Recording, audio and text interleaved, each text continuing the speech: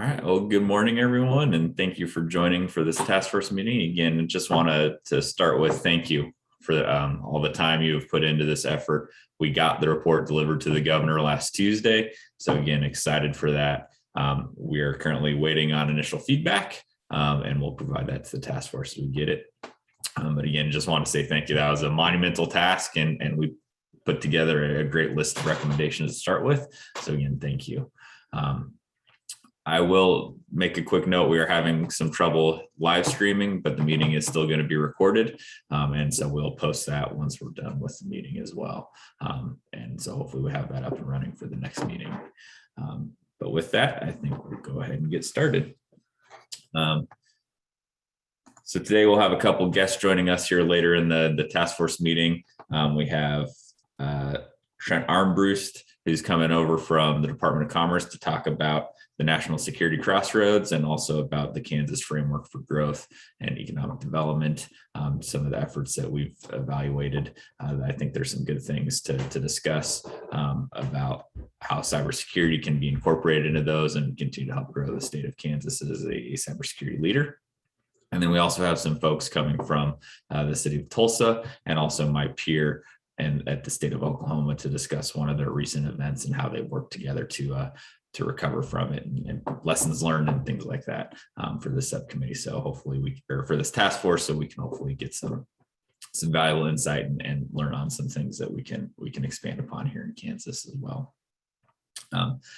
But to get things started, so as I mentioned, we delivered the report on Tuesday to the governor. And so that has been provided, and again, waiting for feedback and approval to post that publicly.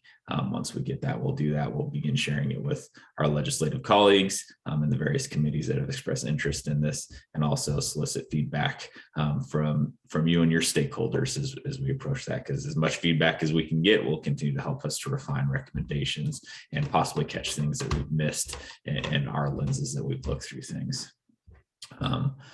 Kind of pass over to Mike to see if you have any comments as well, Mike.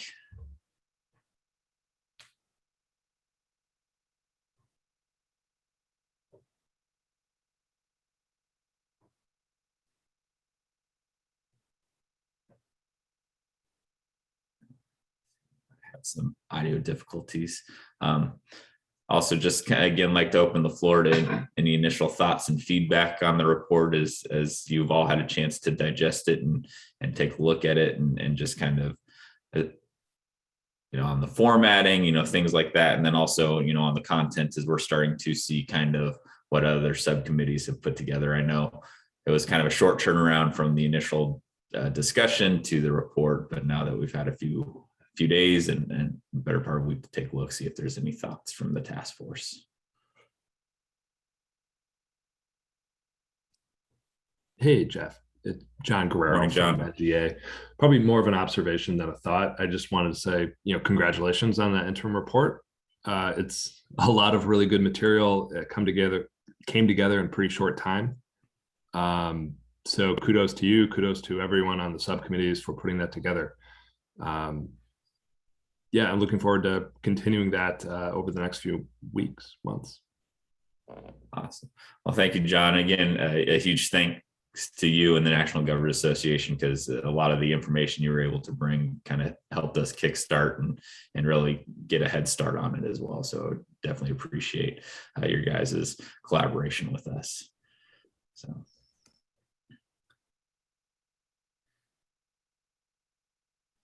Other thoughts, comments on the report? Anything that we might be missing? Areas we'd like to dive deeper into?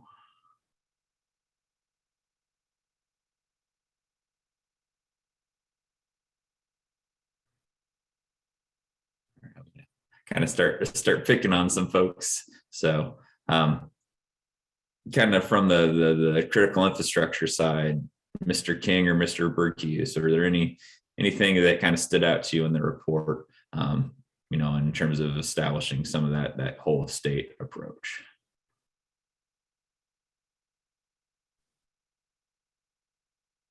All right, Jeff, Charles, can you hear me okay?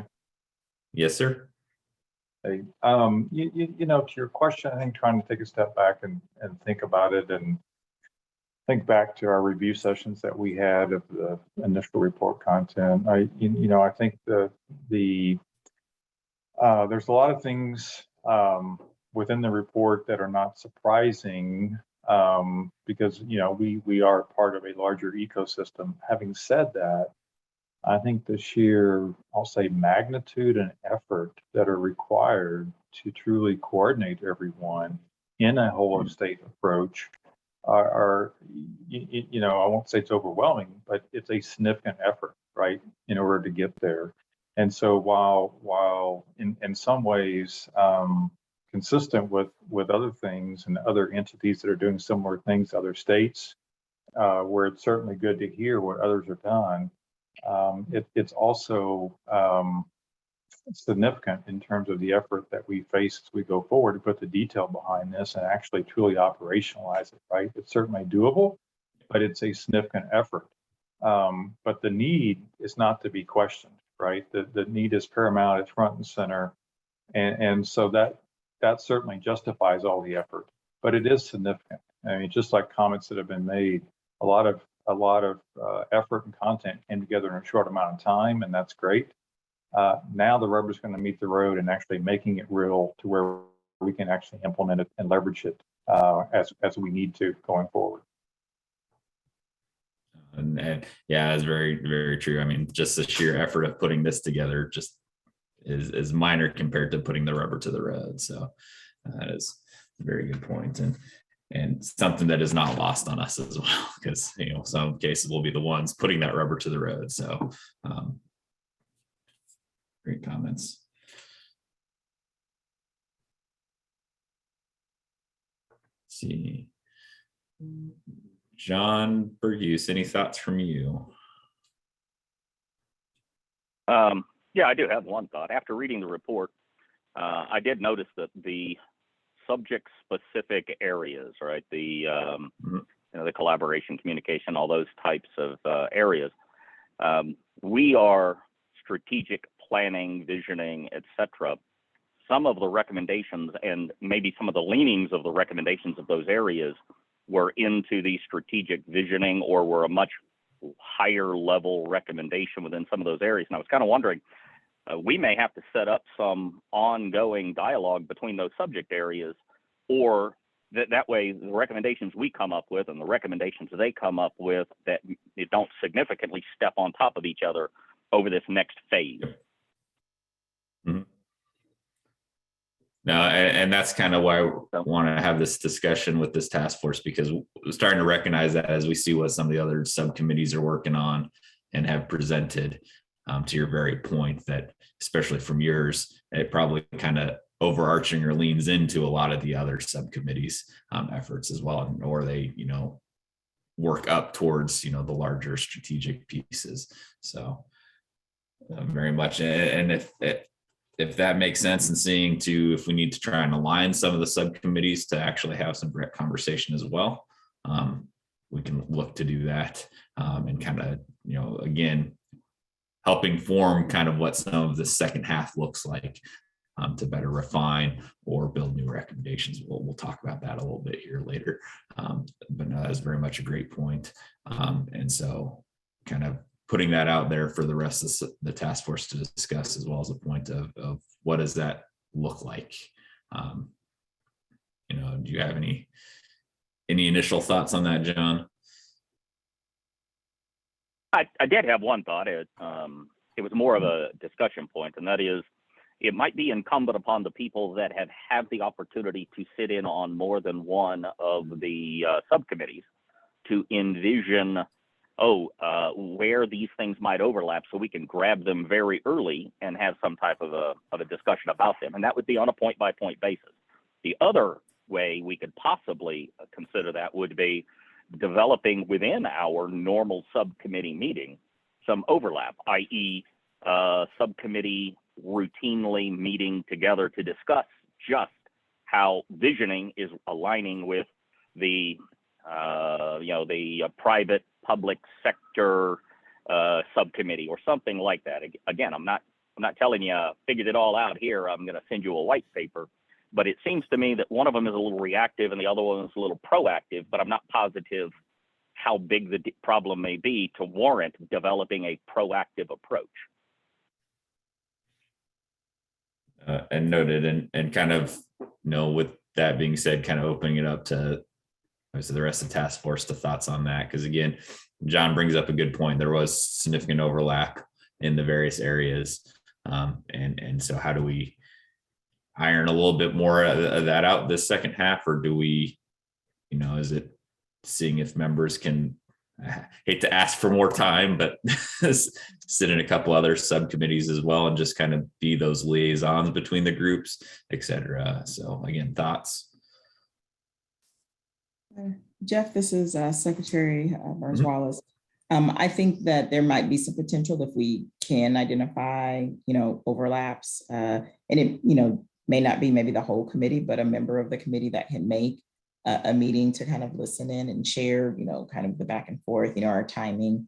But I also think it might be, as I will say, I know as we were going through and as our subcommittee came back together, I'd look at our notes from the previous week for our subcommittee as I started to think about the next. I don't know that I always had the opportunity to review the notes from the other subcommittees, right? And so it might be creating a space or being purposeful in taking some time to make sure the subcommittees are reviewing the other subcommittees, or as recommendations are starting to percolate, because I think we were all throwing things out along the way and they may have gotten cleaned up right at the end. And the first time we really were looking across was when everything was cleaned up, right? So it might be sharing throughout, and maybe even during our individual subcommittee meetings, there's a period of time where we discuss what the other subcommittees talked about the week before, whether it's based on someone attended or a review of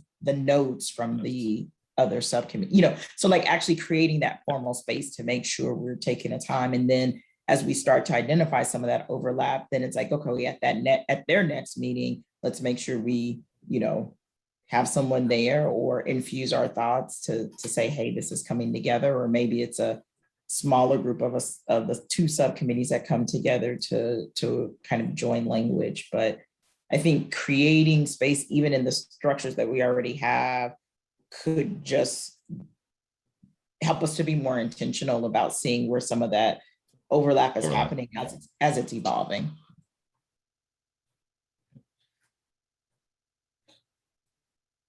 Yeah, and that's a great point. And again, I hate asking for more time too on top of what there is. So that might be the appropriate way to go. Because and there's a lot of content that is discussed in each of the subcommittees too, and that crosstalk, and that might be a good way to do it, because I know Allie and Sarah have done a great job in taking notes for the group. So the notes are valuable for each of the meetings, and that's probably the quickest start. And I can also foresee, I don't know how that applies with open rule, like a planning meeting between all the chairs maybe of each subcommittee. Again, that's asking for more time of folks as well, but just some of the different options or ways we might be able to approach that. So thoughts on that? Anyone else? Yeah, this is John. I actually thought that was probably a cross between reactive and proactive would simply be having a separate meeting possibly for the chairs, or just to discuss where they are in their recommendations and kind of sniff out those significant overlap areas. Any minor overlap we can work out once we got to the end, just like we did this time. Large, long sessions, we kind of go through things, we talk it out, we then smooth it a little bit, we line up those overlaps. But anything that is going to be significant, we can't wait till the very end to do. On the other hand, just like you were talking about, if not, the only thing we can do is read through all of the other committees' notes and try to scope it out ourselves. Yep. Thank you. Other members' thoughts?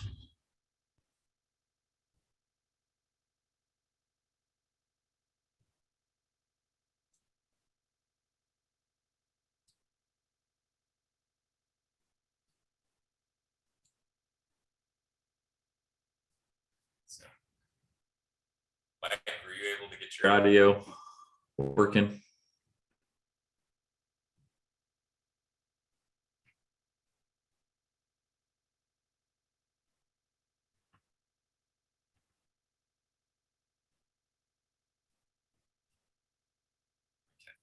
Well, and we'll, again, now with Sarah on board for the second half and both Ally, hopefully we can turn the notes around a lot quicker than we have. And so hopefully that'll help as well. And I think also maybe in some of the spaces we're looking at next steps is we know there might be things that we can't dig into. And it is a very much a high level recommendation that we can put forward for other areas or other groups to more thoroughly investigate in the future as well. Because again, being cognizant of our space and our timeframes. So. Jeff, I know that, again, this is Secretary Burns-Wallace. Just in general, I think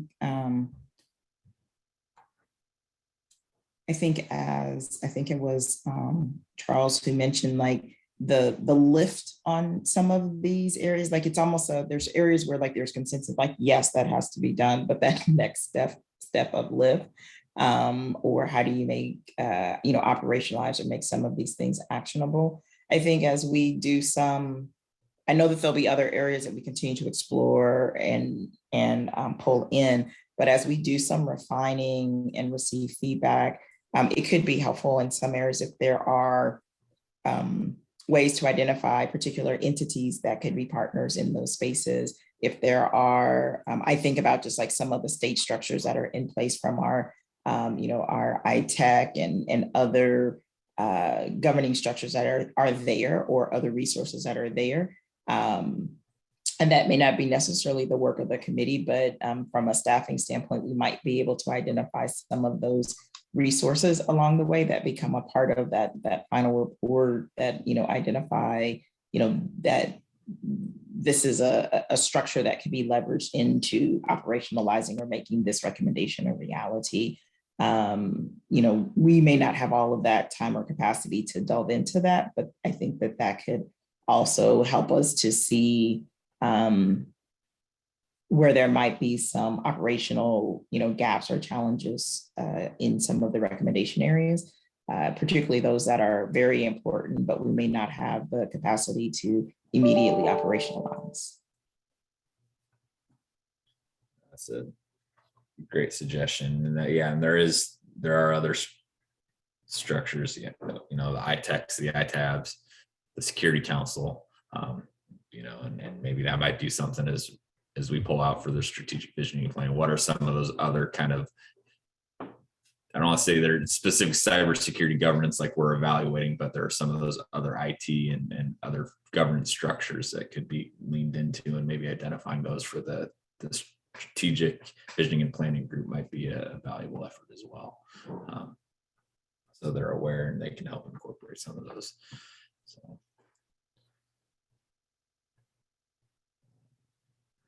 So kind of now, again, kind of going back to the report, were there thoughts on the structure of the report with the near term, the long term? Should we continue that structure for the final report? As we start to work through the framework now for that next report, and start trying to build what that looks like. Are there thoughts on that and any feedback on that? I thought the structure was aligned well with our concept of governance, i.e., it would take more than a year for us to put together a permanent governance structure, and we didn't want to lose the opportunity to do some of the low-hanging fruit opportunities there. So having what we call short-term deliverables and then long-term deliverables made perfect sense to me, because quite frankly, one of the deliverables was governance, and it had a short-term approach as well as a long-term. So it seems to make perfect sense, from we'll call it a real-world perspective. Okay, thank you for that. Other thoughts? One thought I had, Jeff, this is John Guerrero again, was just thinking through as this progresses and the ownership of it, the ownership of carrying out some of these different recommendations. And One thought would be, or just, I guess, one thing to, I guess, note would be, for each of these subcommittees, there is, I think, the notion that each of the subcommittee members would be tasked with holding out some, carrying out some of these different recommendations. But I think there is going to be the question of where does the ownership lie for some of the common ones, especially since, the common ones, if they're coming up in multiple subcommittees, that means they're probably pretty, it seems like they're pretty pressing. I guess that would be my only thought there, is just transitioning into, we have the recommendations, we're going to get the feedback on the recommendations from the governor's office, and then where does, I guess, kind of the path forward look like in the ownership, and how do we kind of assign some of these recommendations and or assign ownership to recommendations, make sure that some of the common recs don't fall through the cracks. No, that's a great point. And kind of a little bit deeper on that, as we, hopefully in this next half, and we'll kind of talk about a little bit later, but so you start identifying possible resources and funding mechanisms and things like that. Do we take some of those recommendations to the next step and start categorizing them in that fashion as well? And do we have those kind of multiple categories, near term, long term, and then by ownership? Would that be an approach we take? Things like that. And thoughts, feedback on that.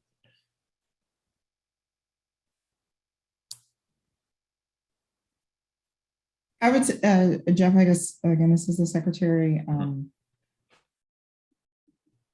I would say, maybe we look at a mix of that. I'd be careful of full-on ownership, as these are recommendations and have some broader implications and impacts, right? And so identifying entities that, again, are currently doing work in that space and may be able to support it, or that would need to be involved because of the nature of the recommendation, would be important. I just want to be mindful of you start to say the language. You start to say ownership, and that has a certain connotation as that they it is something that then they are charged to do immediately and effectively, and that may or may not be how some of these come to fruition at the end of the day. So.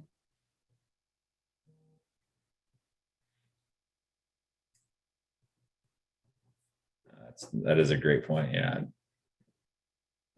I'm having to definitely learn to be mindful of specific language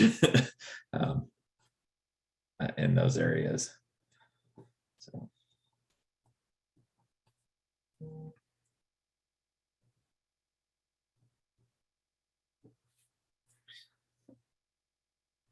So one of the other things I want to address real quickly too is some of the challenges that we might have had this first half. If anybody could, just bring up some of the challenges that they had with this effort, to see if there's things we can do to help make this second half streamline it, become a little more efficient, effective. Definitely would appreciate some feedback in that area as well. As we try and move, again, this is a moving a mountain in a very short time. We want to make it as easy as possible. So if there's any discussion on just some of the challenges that they might have seen or had, and things that we can improve on, would be greatly beneficial as well. So.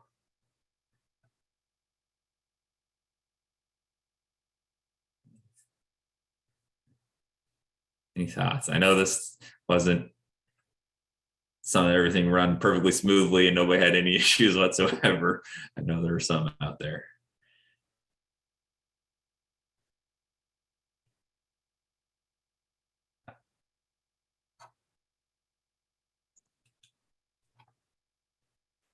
Hey, Jeff, Charles again, just thinking, and I'm maybe going backwards a little bit in some of the discussion, but sitting here kind of thinking and processing some of what's been said so far. I don't think it was surprising that when we got to the point of reviewing what each subcommittee had done so far, that we discovered some overlaps, right? That's not surprising, because it is kind of a holistic topic, but yet at the same time, we do need to divide and conquer in order to get this accomplished. So structure totally makes sense. the reality that having some overlap also makes sense. I do think for the sake of kind of productivity and the final work product, we will have to figure out how to try to avoid duplication as we go forward, because as we really dig in and draft a more comprehensive report, the time and effort to do that, of course, is going to kind of proportionally increase as well. And so none of us want to duplicate effort. So I'm not really sure in terms of how to avoid overlap, because I do think the subcommittee structure is necessary. At the same time, it'll be important to try to, not spend extra time, if you will, duplicating the effort of another subcommittee. So I think that's a very worthwhile discussion to try to figure out how to avoid that scenario, because discovering it in this initial set of recommendations didn't really take a whole lot of time to rectify. The further we go, the more time it will take, I guess is another way of saying it, right? So we need to try to avoid that as much as possible. That's not adding anything new. It's just additional endorsement, if you will, of some of that prior discussion. Okay, no, thank you for that. And that is definitely, I think probably one of the biggest challenges we have. So I appreciate that as well. So we'll definitely work through that. And again, I think the easiest probably start just encouraging folks to look at the notes from the other subcommittees when they come out. We'll work to get those out as quickly as possible to allow that, and then we can explore those options and maybe some kind of additional planning meetings or taking some more deliberate time in the full task force meetings to discuss, more of the happenings within each of the subcommittees, and be aware of that. So, but with that, I want to transition to our first guest who has joined us, and it is Trent Armburst from the Kansas Department of Commerce. And he is going to talk to us today about the National Security's Crossroads initiative, as well as the Kansas Framework for Growth. So good morning, Trent. Morning. I'm joining you from my car, so I apologize for the background. It's a beautiful day in Wichita today, so we're fortunate able to do this. And thanks for the opportunity. And I also, Jeff, want to bring up the Advantage Kansas Coordinating Council, which is working to align education with industry. And I think that'll feed into some of the work of this committee. Framework for Growth, I think most of you have probably heard a little bit about it, was the state's effort and new economic development plan. We focused that plan. Well, actually, it started, just a little background, that started in the fall of 2019.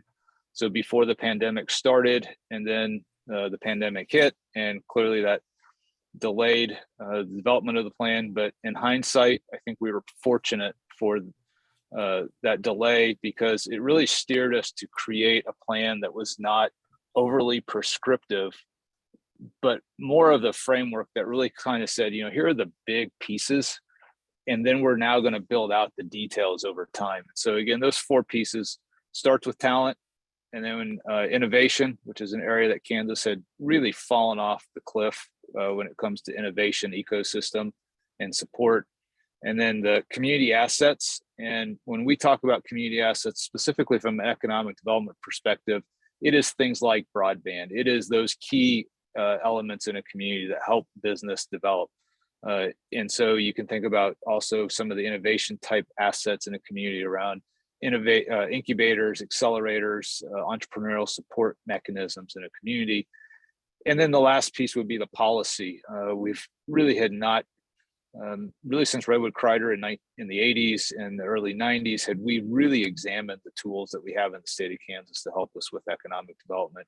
And so we saw some of that success the last legislative session in the policy realm, where we said, we don't need to have the training programs, which we call KIT and KER, Kansas Industrial Training, Kansas Industrial Retraining, tied to the HPIP program.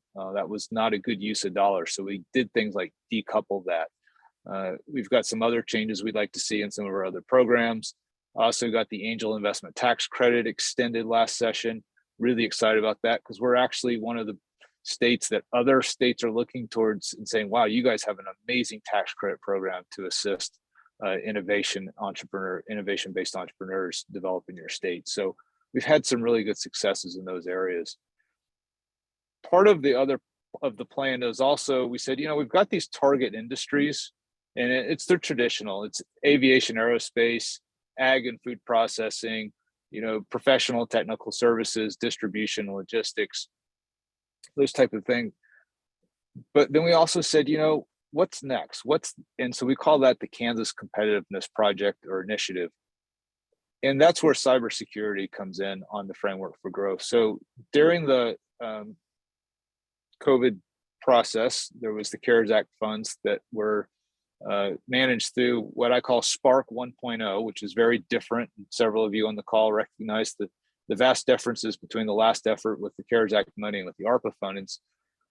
And we took some of those funds out of the CARES Act and worked with Enterprise Kansas City to develop the Cybersecurity Center of Excellence, which I think this group has seen that plan. Is that correct, Jeff? Yes, it is.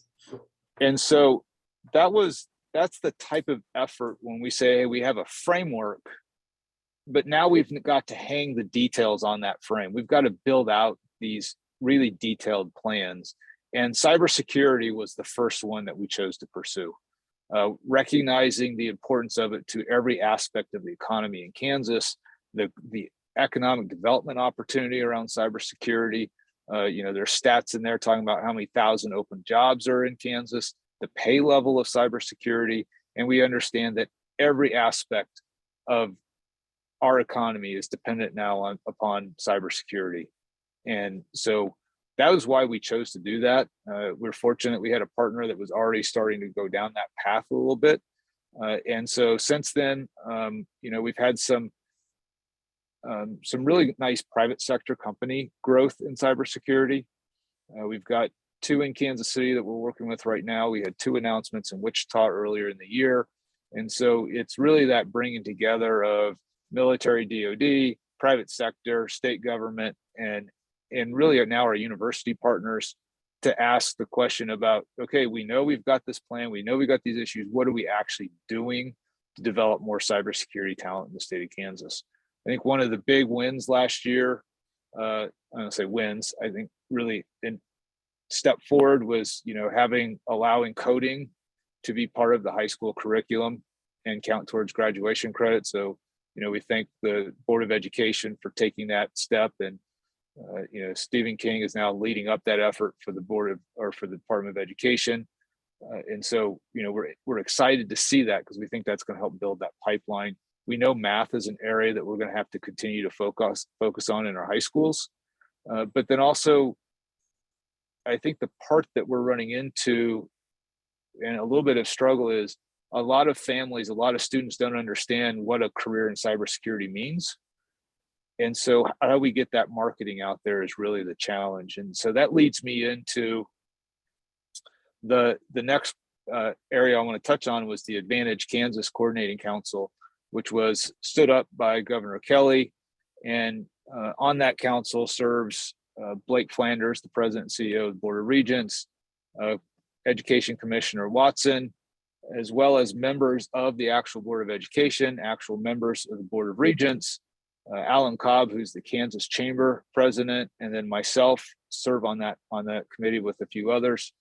And the whole purpose of that is to align industry and education.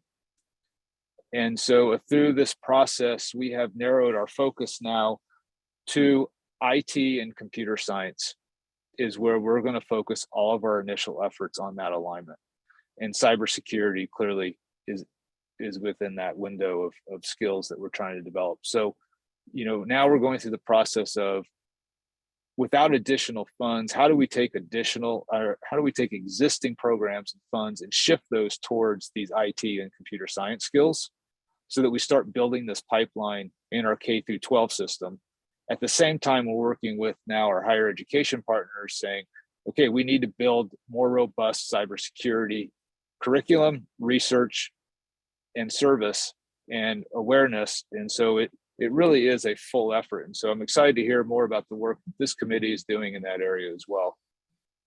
And then lastly, the National Security Crossroads was announced a few weeks ago. This has been an effort in play for about 3 years. I actually started working on it when I was the Economic Development Director in Manhattan. and then have continued to work on it as a member of the Department of Commerce. And it really started out of the National Security Campus, the Honeywell campus in Kansas City, Missouri. And that campus makes all the non-nuclear components of the nuclear weapon systems in the United States. They have about 5,000 employees. Clearly, technical skills are at a premium, but also to clearance. They do all their work is classified.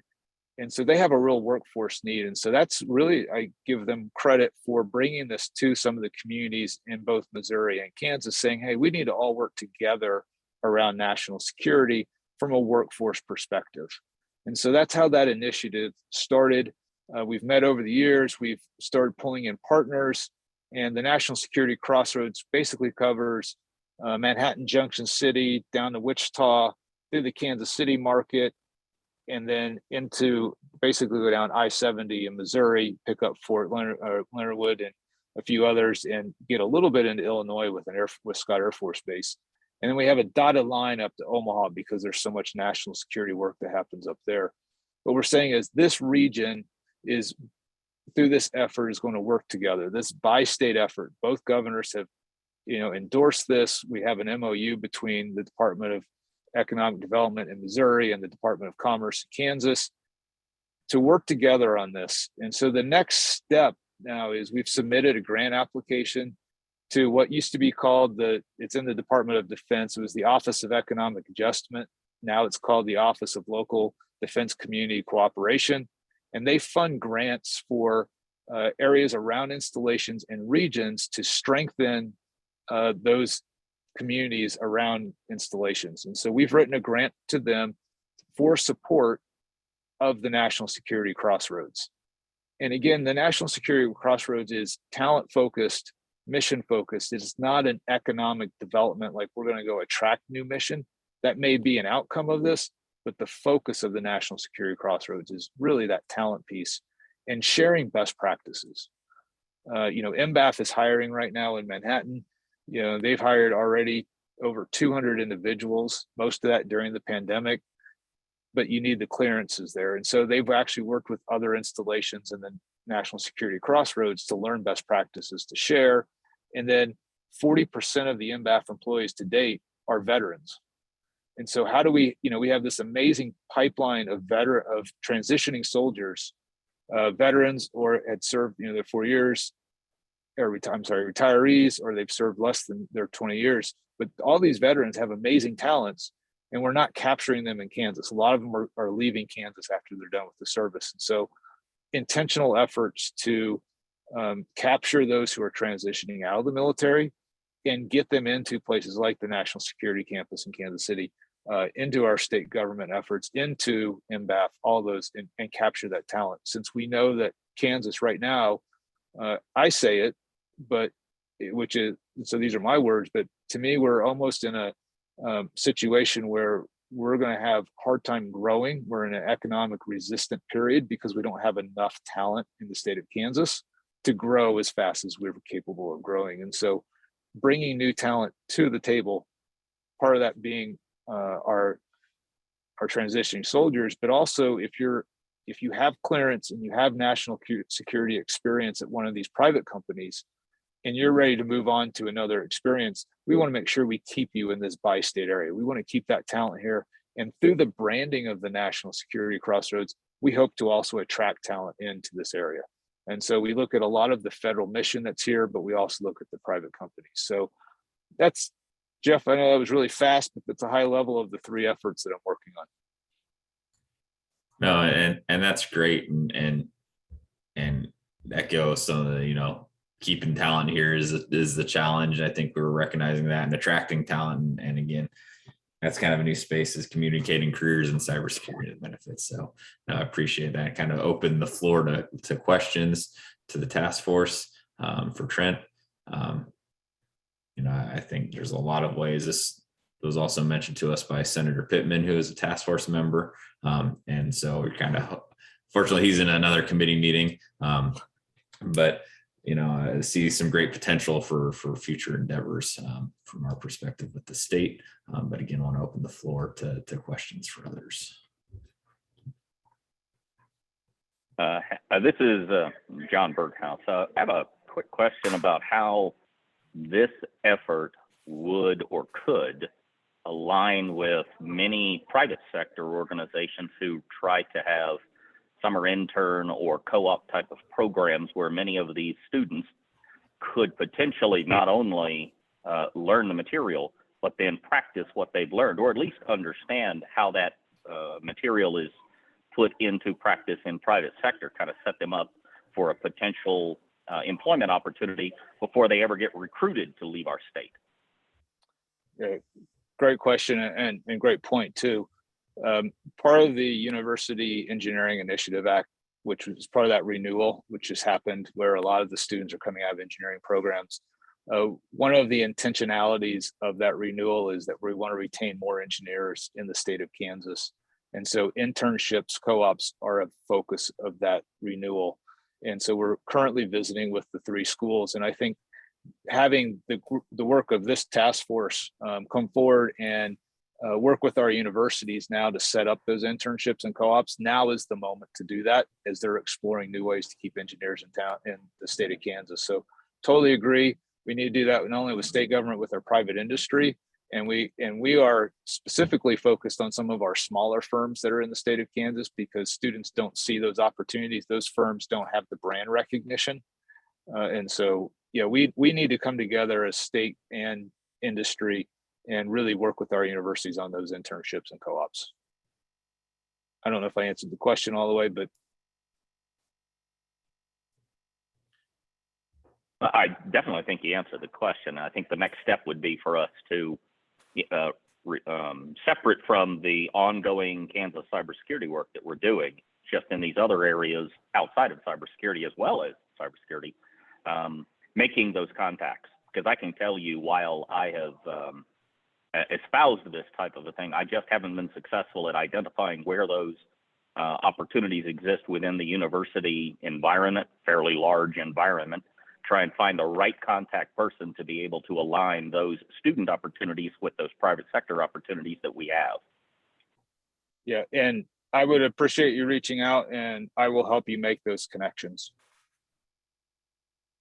And Jeff has my email address. Yep. We can get that to you, John. So maybe kind of a broader statement on that as a potential recommendation, I suppose. Would there be some sort of specifically for IT, some coordinating effort? I know we kind of talked a little bit about this in the workforce development, but a coordinating effort to, broadcast, making those connections in more of a, I don't want to say conference type thing, but kind of a meeting style environment to get people to start having those connections.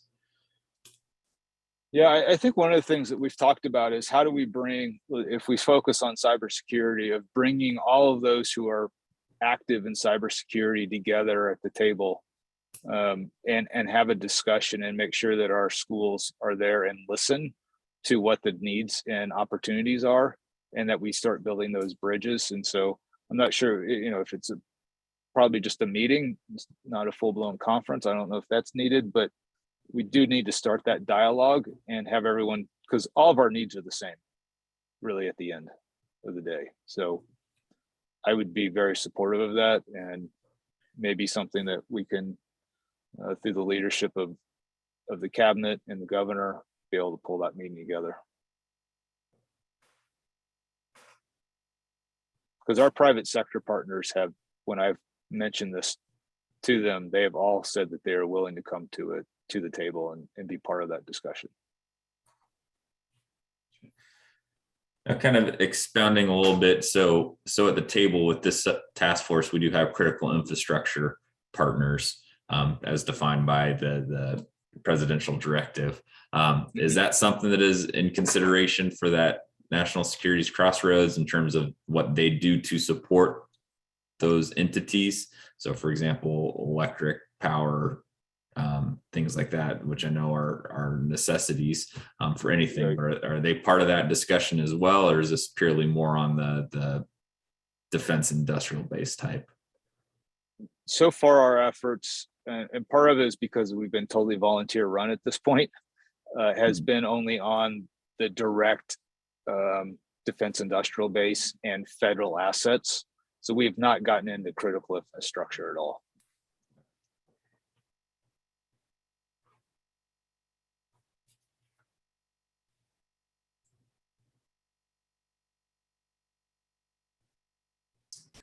Trent, this is Secretary Burns-Wallace. You just mentioned that so far it has been kind of volunteer-led. Is that partially because of the hope of getting the grant to be able to establish more of a, a formalized structure around operationalizing it? Yes, Secretary, our grant application has funding for a 2-year executive director position and an assistant. And so our grant ask was basically $800,000. Then we have to provide a little bit of a match, and both states have been willing to provide that match, and that would hire those staff. And then we would hope after that, that through corporate sponsorships that we could keep the organization running after that.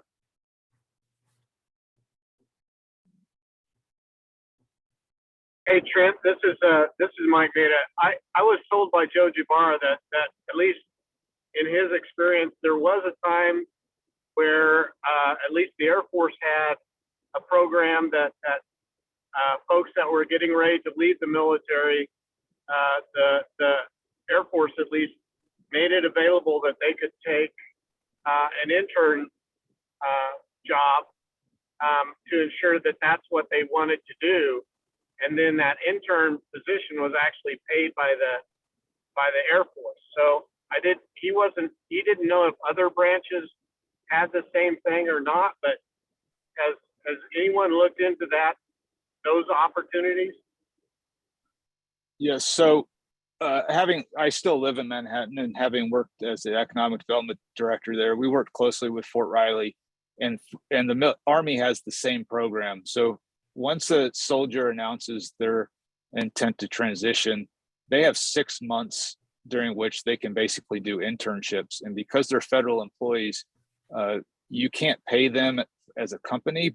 The federal government continues to pay them, but they can serve basically in internships to prepare them for that transition and explore career opportunities. And so that is definitely an area of opportunity. The community of Junction City has just launched an effort with Astrum U.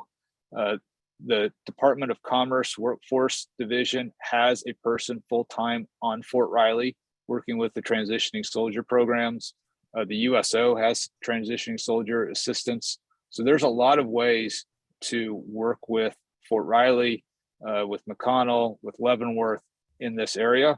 A lot of it just goes back to that branding, marketing, and communication of what the career opportunities are. And if they need to take some classes to earn some badges or certificates, that would also be the time when we could start to help only educate them on the opportunity, but then also get them enrolled in some of those, as well as being internship type experience as they transition out.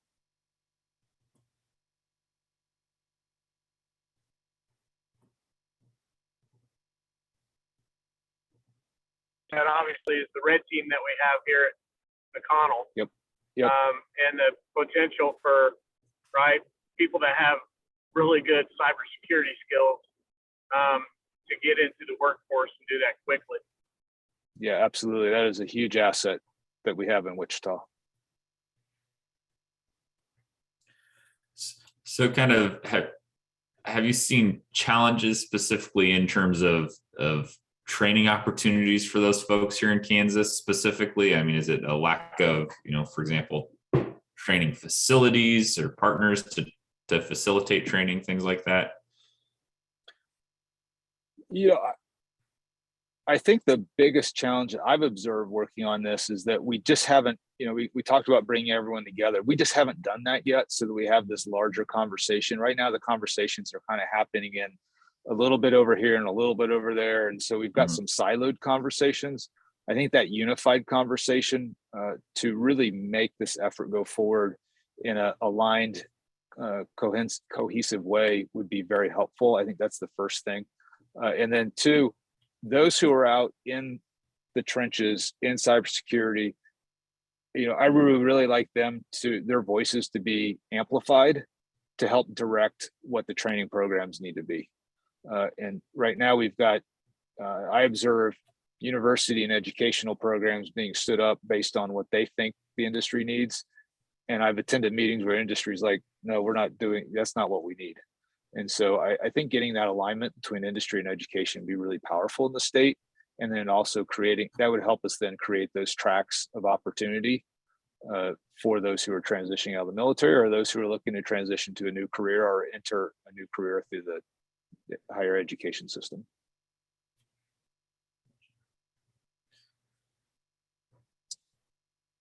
So I think the big challenge right now is communication.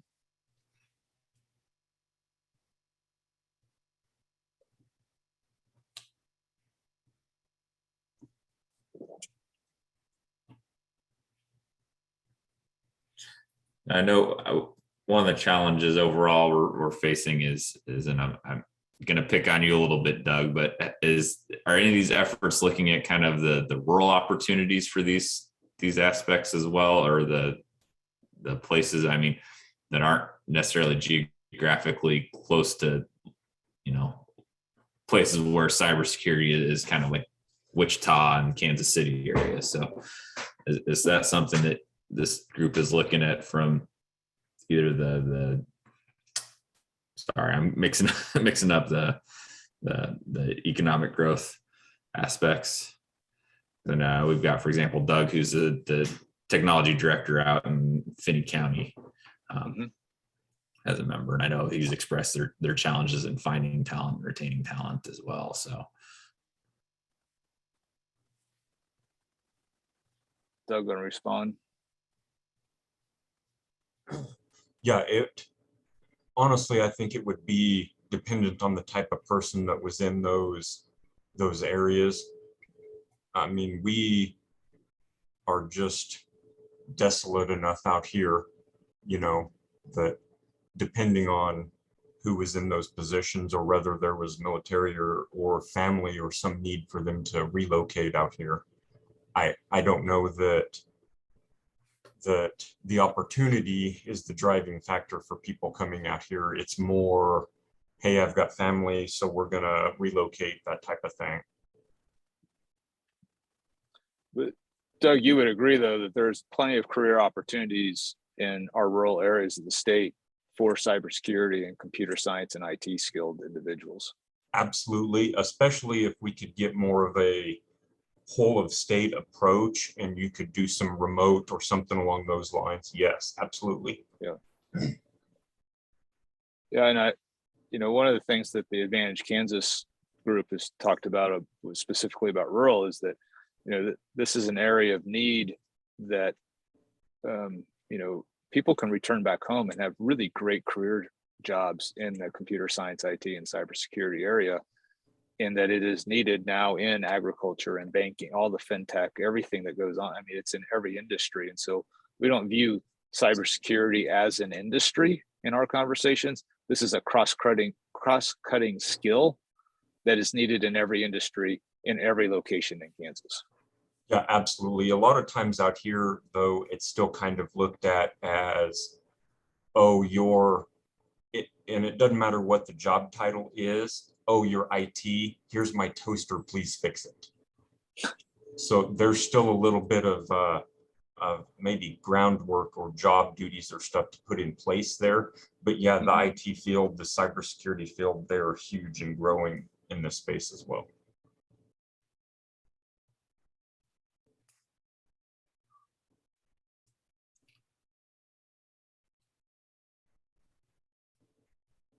Thanks, Doug. Yeah, and I just know, it's like saying, making sure as we look at things, we're not solely completely focused on just those areas as well. So I just didn't know what had been considered for those aspects for either of the efforts. Because I know, for example, from a state perspective, we're so intrinsically tied into every one of those counties in some form or fashion that anything that they do at the local level only helps the state as a whole as well, from our perspective. And again, obviously making sure that the counties and cities are secure themselves is critical as well. And well, I think we look, there isn't, Jeff, to your point, you look at what's considered a rural county, Potawatomi County, and their ransomware attack in the last few weeks that they just had to pay. I think it's a great example of the vulnerabilities of all 105 counties. Yeah, and we're large enough that we have dedicated IT staff, and we've handled some of our own cybersecurity, if you will, or malware incidences ourselves without having to hire cybersecurity or malware specialists. But even as large as we are for this area, we don't and are not currently looking at someone with a cybersecurity specialist job title, just as an example there. Mhm.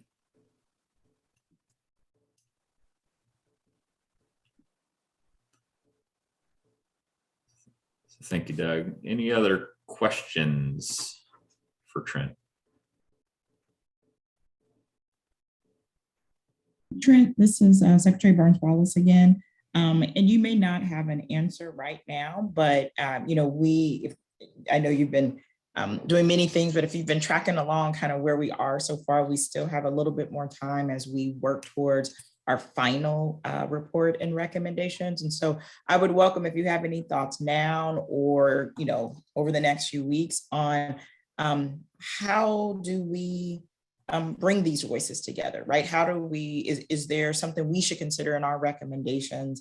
With one of the other commissions that I serve on, there were other commissions or other work that was happening, and we kind of piggybacked on each other and said, we support, instead of us rewriting it, we just like reference the work that was happening X, Y, and Z. We support that and support it to blah, blah, blah, like that type of thing. I don't know if that would be appropriate, but I'd love for us to think about not just giving a nod to say, okay, this work is also happening and is a backdrop, but are there things we should be thinking about in our recommendations as we start to refine or add new ones that can really help tie into the work that's already being done in the region to help kind of lift and utilize that? Great question, Secretary Burns-Wallace. And I think probably the best thing would be for me when I'm not sitting in the car to look at the recommendations, the draft recommendations, and just have some time to think about it. But I totally agree with you. We need to not just give stuff lip service, but actually advance it and bring, and my biggest thing is right now, we need to bring everyone together. And so I would look towards your leadership to help convene, which is really a powerful part of state government, is that we have the ability to convene and have these conversations so that we're all aligned. Sounds good. And I think, I kick this out here. I am the chair of the Education and Workforce Development Subcommittee. So I welcome an opportunity for you to join us directly at one of our future subcommittee meetings, but there might be some good synergy across a few others after you have time to look at what we've done so far. And we just might, want to, ask a few more questions. So I think that there definitely, though, is something that we need to explore in this space around align. And again, this is where for the members of the task force, what I was mentioning earlier about this idea of there are pockets of things that are already going on. And, in some way, we have to be able to give a nod to this work is happening and our recommendations are to spur this or to, infuse this or to get to some of our recommendations. The work in these spaces needs to be amplified even more. And so look forward to that opportunity, Trent, to get feedback from you on the work that we've done so far, but also areas that maybe we can incorporate as we work towards our final report due in December. All right. Thank you for that invitation. I look forward to working with you. And I echo kind of the secretary's comment. I mean, like kind of said early on, there are a lot of great efforts taking place here in Kansas, and how do we just capitalize on them and not reinvent the wheel in spaces and things like that. And I think these are some great places to start definitely working together. And again, find ways to capitalize on the work that's already been done and find ways just to make them more impactful. So definitely appreciate that. So any other questions or comments for Trent? I'm trying to be mindful of his schedule. I don't know if you have another couple of minutes or not. I have like 3 more minutes. Okay. So. Hey, Jeff, this is Colonel Hewitt. Just real quick. Yes, sir. I just want to touch base on the comment about the internships.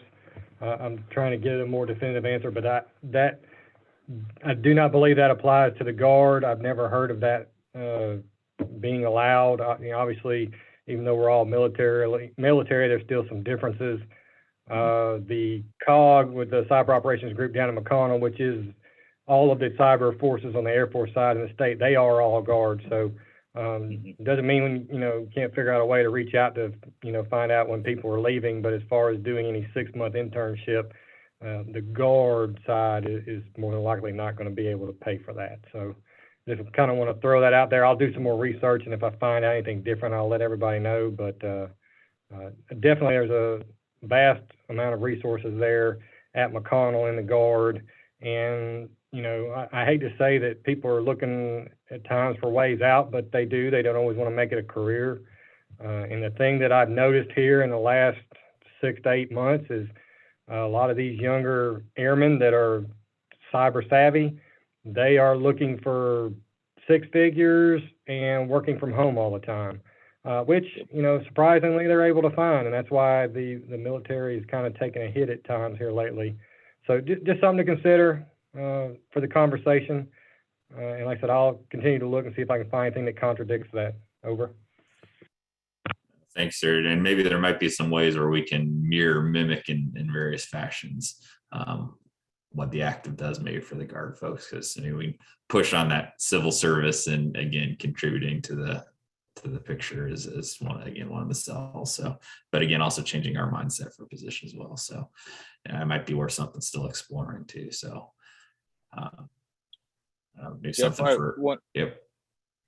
Before I go, one of the topics that was brought up in our plan was the development of a cyber range that would be more cloud-based, can be used for training across the state and in cooperation with our institutions. I don't know if this committee's had any discussion on that, but having a centralized host instead of everybody creating their own cyber range, I think we could develop a much stronger range that was more robust instead of creating 3 or 4 small ones. And so I don't know what the discussion was, or if you've had a discussion with this task force on that issue. There's been a light discussion about some of the efforts at some of the institutions, and that's been the extent of it with the cyber ranges. And that was within the task force as a whole in one of the subcommittees, if I remember right. So there's been some light discussion on it, but not much in depth. So, okay. Thanks. Well, I do need to run. I thank you for the opportunity. Thank you all for serving on this task force, and I look forward to aligning all of our efforts and making this really something for Kansas to focus on, because it's a tremendous opportunity and need. And again, we very much appreciate your time, Trent. It's been super valuable. And again, like Secretary said, continue to want to work with you through our effort as well, and find ways, to support your efforts to better move Kansas forward in this space. So again, appreciate your time. All right. Take care, everybody. Have a great day. Thanks, Trent. Bye.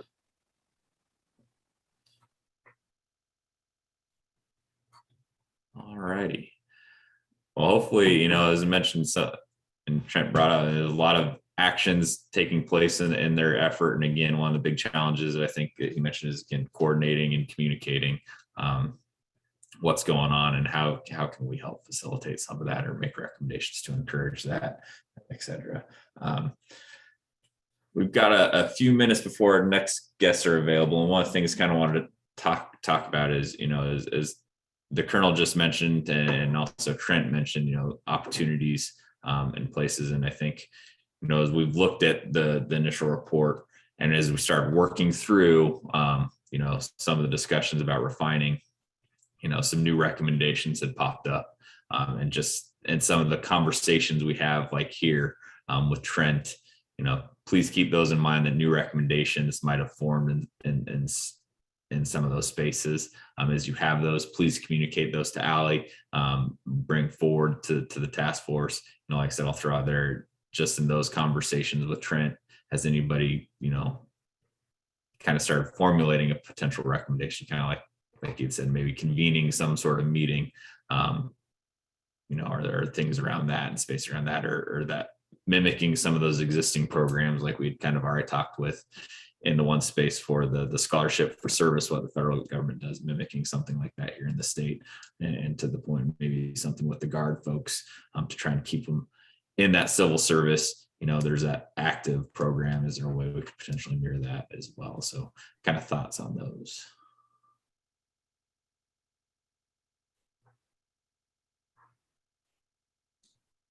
Well, I'll jump in, Jeff. This is Secretary Burns-Wallace. I think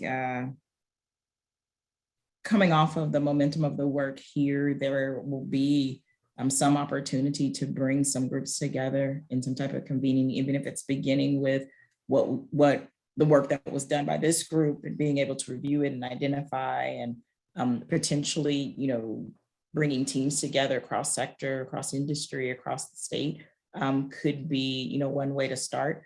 In these times of COVID, we, still want to make sure we're thinking about that and being flexible in terms of in-person and hybrid and getting some work done. But as we think about that, and I don't have a formal recommendation, I'm also always very conscious of not just a convening, but a convening with some real purpose and outcomes, right? Throughout my work for a number of years in higher education, you go to a lot of different conferences and you talk and hear about things. Some of the most productive is when we brought working teams with us, and some of the work throughout those convenings where we were able to break off into teams to work through some issues and see how our role might be there. And we were working cross sector, across industry, but then we also came back as a team and then talked again about how then what we did in our own space.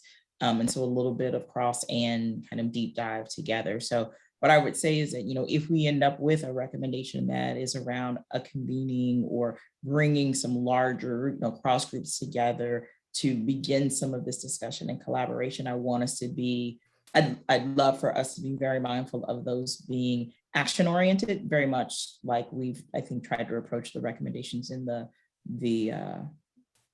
report. So it's my 2 cents.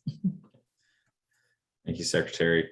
Yeah, and again, obviously, the 10 actionable and things that have impact, are key, and kind of as those next steps as we look at even the existing ones, there's nothing saying we don't continue to refine those. If there's places where a simple tweak can make it more actionable, I do want to make sure we're doing those as well. And also identifying, if we can identify some of those points and those resources exist. So as we start talking about some of the recommendations where, if there's a place where we start talking about the coordinating, clearly identifying the partnership in those coordination with that Advantage Kansas Coordinating Council, as we hear these things, making sure we're kind of calling out some of those resources just to make it easier. So we're not having to go back through and try and figure what those are after the fact when we look at the recommendations. So just being aware of those. And then, like he said, potential funding opportunities or ways we might be able to support some of these recommendations. Kind of hopefully a little bit of the goal for the second half as well. One of the things I kind of want to introduce to the group is recently there was an LPA audit on basically cybersecurity through at the education level, so K through 12. And obviously, again, that is kind of in that public space of services to the citizens. I want to make sure as we look at recommendations, we kind of do start including those in some of our trains of thoughts of how we might be able to help that layer as well. We're looking at things from state, local, county level, critical infrastructure, and being cognizant of our partners and colleagues in the K through 12 space as well. I think that is another aspect that I may have initially missed as we started talking, and something to consider for the second half as well. So, let's see.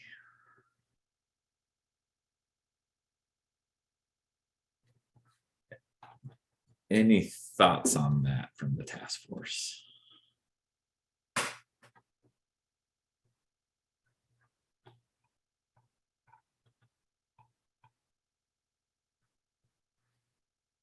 I think one of the broader challenges, I had a conversation with Mike about this, is again, kind of operational silos that we've developed, and just kind of our trains of thoughts, and how do we work across? Because I asked, does the city work with their education departments or their school districts and things like that? So just again, being aware of kind of some of those as we think through recommendations.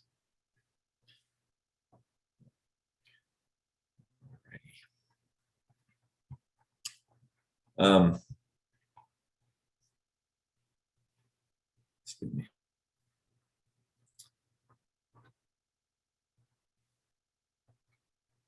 So circling a little bit back, as we talked about identifying resources and things like that, are there perceived challenges we might have in kind of thinking through and possibly identifying those resources that might help facilitate some of these recommendations? Are there things we need to look at or try and pull in to help us identify those, what that might look like? And just so kind of thoughts on questions around that.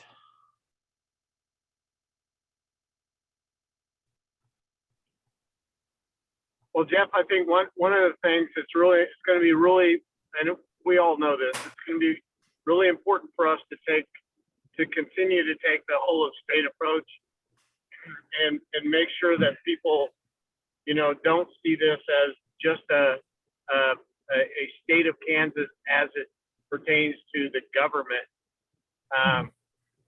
activity, right? So it's more of a public-private academia, right? That we're trying to engage that whole span, and that you and I's conversation was kind of around that.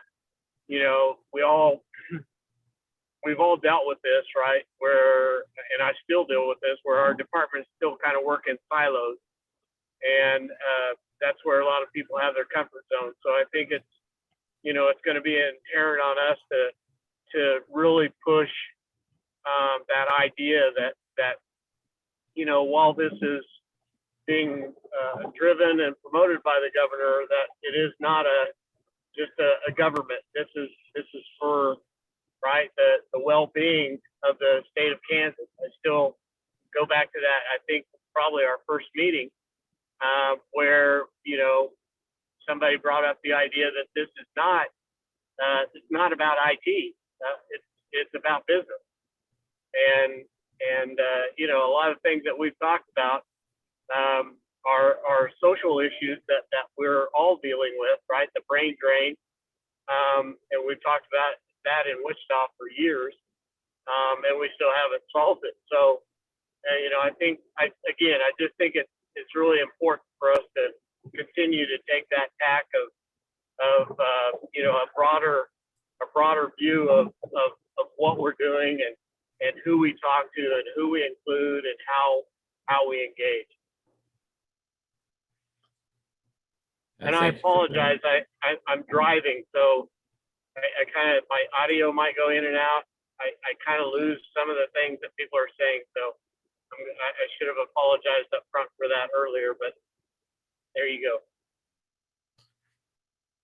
No, and I appreciate the comments, Mike, and yeah, that is an important aspect, is the whole of state, and echoing that, and hopefully, I think we've done a fairly good job on identifying some of those spaces, of need and partnerships.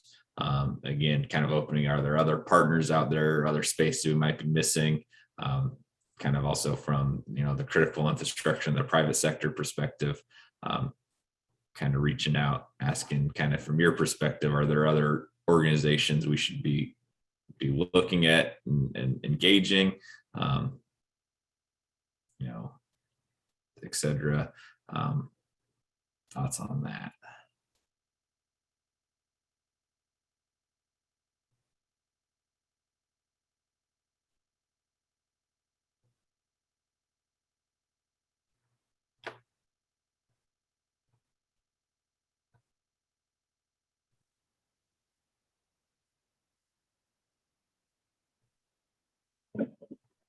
Hey Jeff, how much have we engaged, like Evergy and some of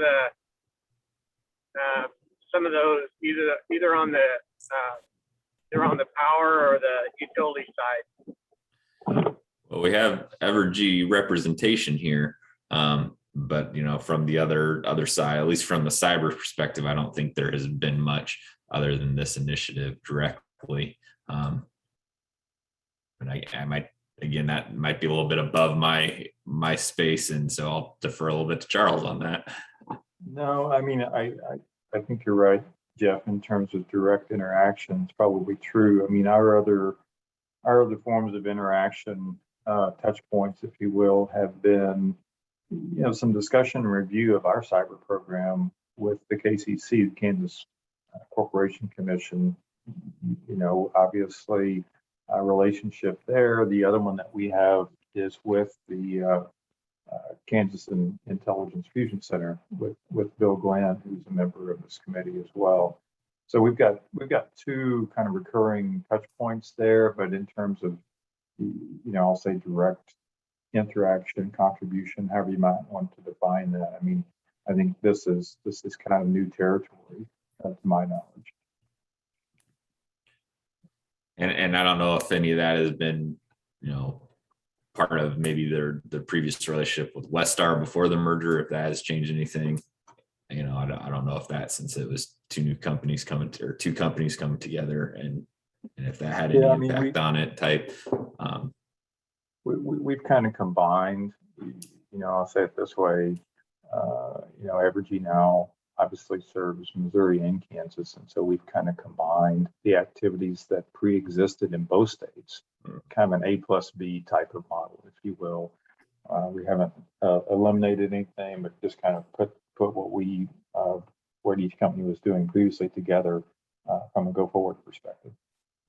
So kind of along that question, I mean, is there anything different that you guys are doing with the state of Missouri specifically that we could incorporate here with Kansas, or is this kind of just new territory in general?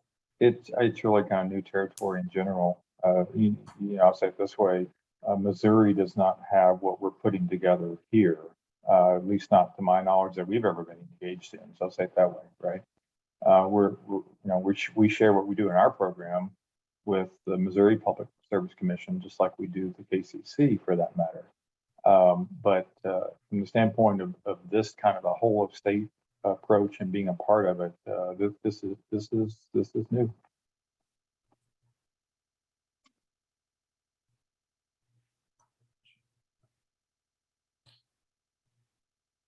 Thank you for that, Charles. And as this builds those recommendations, I mean, are there spaces you see that obviously can grow?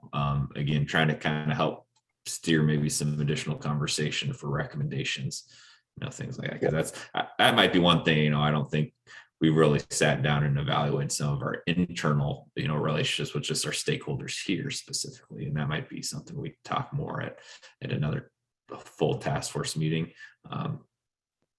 I think we've been a little more, and again, please correct me. This is just kind of what I'm observing. We haven't just talked about our own little interactions here specifically with members. Yeah, I mean, I don't know if this is exactly to your question, Jeff, but I think certainly one of the points of discussion that we have had at all levels in this larger committee is just ongoing information sharing, right? That could and should come from this.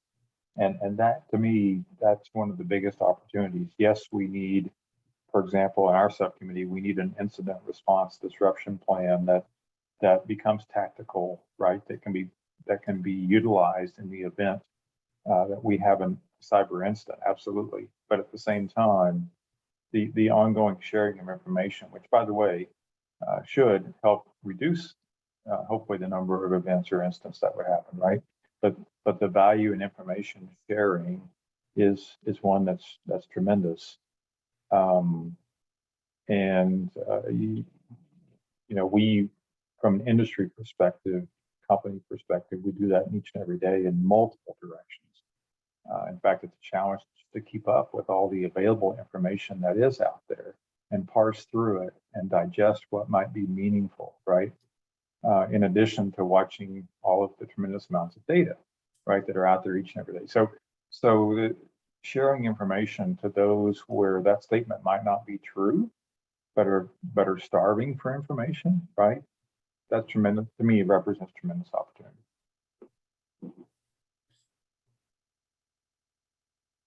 And that's some great feedback, sir. As we look at that, and that's, I guess, the next question: how do we explore facilitating that engagement and relationship? Not just you, but expand that out to the other, the small. I don't want to say the smaller, little localized utilities from that perspective. And build that relationship with them as well as Evergy, et cetera. And again, we don't have all the critical infrastructure represented in kind of that space as well. But John, is that kind of a similar thing in the healthcare space as well?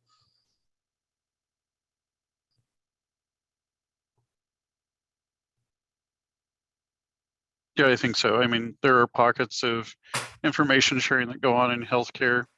I also think there's always a need to continue to have more collaboration and communication, more coordination. And I think cross-industry sharing is important too. And as we've looked at a lot of the recommendations that have come from this task force, I think that's one of the important pieces that stood out to me, is that it doesn't matter what your sector is. It doesn't matter really kind of what your size is. We all face similar challenges, and the extent to which guiding principles and best practices can be used, but also the extent to which we can bring our resources together to solve it in this whole estate approach, I think, is going to be very important.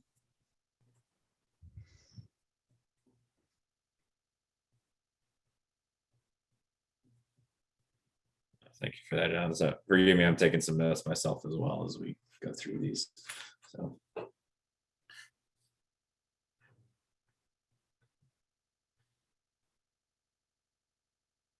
Now, kind of what obstacles do we kind of face in getting that messaging out that we could possibly address as we produce recommendations?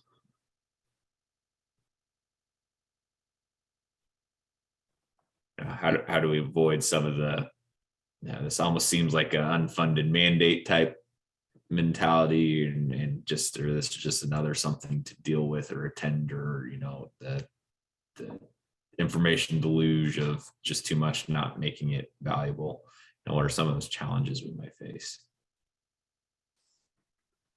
This is John again. I know one of the challenges we talked about in our specific subcommittee was the underpinnings of trust and the extent to which people are going to trust the information or trust the process or trust the outcome. I don't know that I have all the answers to solve that, but I do think that that is a critical piece that fits into this and maybe sits adjacent to part of what you're talking about related to unfunded mandates. And then I would say also a very real problem in cyber right now is just burnout and that deluge and that overwhelm that you're talking about. And so I think we have to keep those kind of in the back of our mind as we go forward too, because there is a workforce shortage that already exists. Existing staff in cybersecurity have very much taken a huge role during the pandemic to help keep things running. And then how do we layer some new things in, and how do we do it in a way that doesn't feel just monumental or overwhelming or I don't have all the right words this morning, I apologize, but hopefully this is making a little bit of sense about, I think there's multiple dimensions to how we're going to solve this. And I think the multiple dimensions also affect how the message will get out. Right. So if it looks like it's just a new mountain of work that has to be done and it's being dictated from someone else, I think that's probably going to be problematic, right? Because we got to have some buy-in, we got to have some ownership, we got to have shared understanding behind the purpose and the reasons for which we want to do it. And I think that's going to help drive some of it forward, even in times of overwhelm and things like that. The second part is resourcing, and not just people in terms of capacity, but also financial, right? So in some of these cases, these things are going to require financial resources, and trying to figure out how do we make the financial side of it work too, so it doesn't become that unfunded mandate, I think is going to be important. And then lastly, I think the ongoing conversation and dialogue is where we come full circle to where I started with the idea of trust in the message, trust in the process, and trust in the outcome. And so I think it's really going to take multiple prongs to really move that forward, probably in the way that you're thinking about and the way that the greater committee here is thinking about, in order to have success with what we're wanting to do. And that's a great point as we look, those next steps. And again, I think what you hit on there is the underpinning of trust, and maybe some of these efforts is, we're looking beyond, especially working across those silos. There's got to be some sort of trust to even get that door open. So I guess I might kind of say as we look at some of the other recommendations, keep that in mind, and what might be some of those ways to break down those barriers, and maybe some of the recommendations, because I do think that is a critical piece, especially with something as sensitive as cyber, is how do you get folks to be willing to ask for help? And sometimes it's never, we deal with this sometimes. It's not a question of your ability to do something. It's more of sometimes a capacity issue, but you have to be willing to ask for help. And that is a hard conversation sometimes, but, to that point, how do we address those? And we're not questioning folks on this. We're not challenging that their ability to do the job. We're just making sure we want to help, things like that. So, maybe something as we look at our recommendations, what those might look like forward as well. See some of our next guests starting to appear yet. I see you came on, Doug. Yeah, I was just going to mention again that kind of to your point, a lot of times out here, whether there's trust or whether there's a lot of communication from the state, some of the smaller entities out here, and I've heard this said to me myself, is, especially around the cybersecurity issues, is, we're too small for this to ever matter. No one's ever going to attack, a county of 2,000 people. So even if you do have the trust and the communication has started and you hand out information, that's just going to get filed away unless there's some striking point that catches them, something that seems like, this does affect us also. And that's a great point. Again, how do we tune the messaging on that space as well? Because that's also, I've seen this, can't always go the Chicken Little approach, because again, they tune you out pretty quickly when you keep saying the sky's falling. Tune that out very quickly. So how do we work through those challenges? So that's a good point, Doug.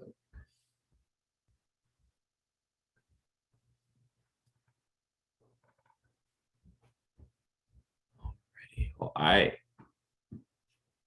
starting to see our guests start populating in. So I'd like to say good morning, Cameron. Sorry to put you on the spot right away. Good morning. So I think we'll give everyone else a couple more minutes before we start putting you on the spot. So appreciate you taking the time to join us today. Yeah, no problem. I know we were expecting Mr. Mark Hogan as well. I haven't spoken with him in the last few days, so I think he had mentioned he'd be joining.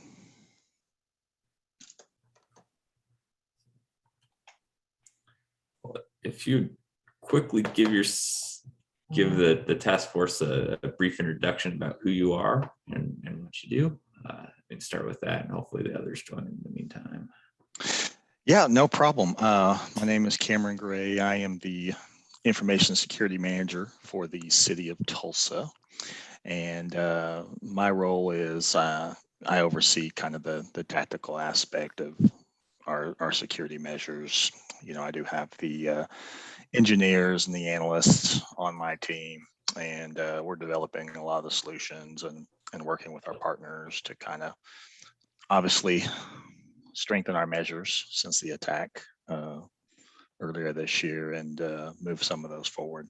I'm actually new to this role. I actually started with the city on March 1st, And, I got a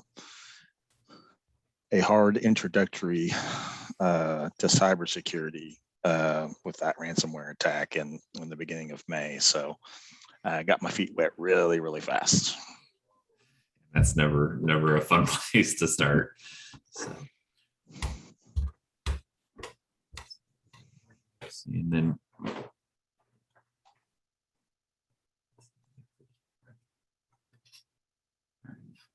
I'll just give you a little background quickly as we're waiting. So what you have here is the Kansas Cybersecurity Task Force, and kind of looking at approaching cybersecurity in a whole state manner and ways we can work across, as we've been talking a little bit earlier, work across silos, to tackle the ever-facing challenge, and knowing, we appreciate your willingness to come talk to us about your recent incident, and how things work between the city and the state and your other stakeholders and partners, and how that all came together to respond to that incident.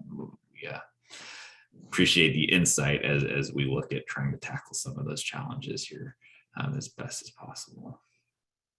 So I don't know if you want to wait or if you want to go ahead and get started, talk a little bit about the incident. Yeah, give me 1 second here. I want to, Mark's typically the spokesman for these, but I have all the information. We kind of share some of the spreading of the information when necessary. What we can do, I can go ahead and give a high level here and give you some information that we have, considering kind of revolving around the attack itself. And then we can probably open it up for some questions, being that I'll just give kind of some high level feedback here. Obviously, some of it we'll be able to discuss, some of it I may not, but and I will just take a quick note and apologize. This is a open meeting for us as well, so we don't want you to go on anything that is sensitive for you. So yeah, no problem. I'll give a high level here to those that may or may not know. Kind of our attack on May 6th of 2021, the city of Tulsa, we received some information that 4 of our servers were actively communicating with a known threat site. And at that time, the city assembled an incident response team, obviously to assess the threat and take the appropriate action to mitigate that threat.